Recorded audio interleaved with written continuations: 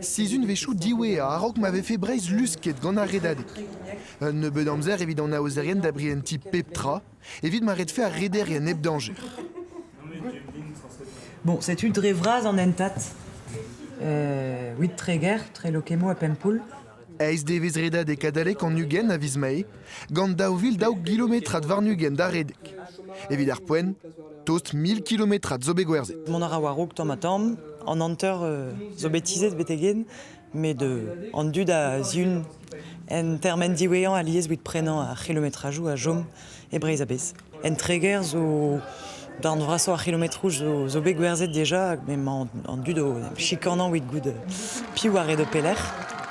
Palant d'arvoud zo evez reil lance darak tresou e brezonek, kan anter 100 000 € a voroet, anter kandregant d'ar skolio diwan, hag an anteral evit daouzek raktres. An duri a rafez gwelenei amagiman bemde. Gant e mod da vos c'hoarzin.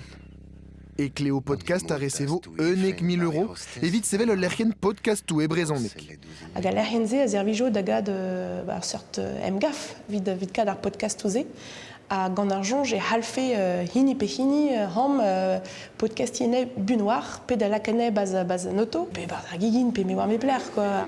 Pal a lerken vo evez kroui podcastou nevez e brezonek, un anez a veo lake des places e pad an an, pem per c'hwer skrivanier, evit farda pem podcast a raok fin ar boss. Pe anter eve fe erlandi penoz e c'hellfe keja gagnon.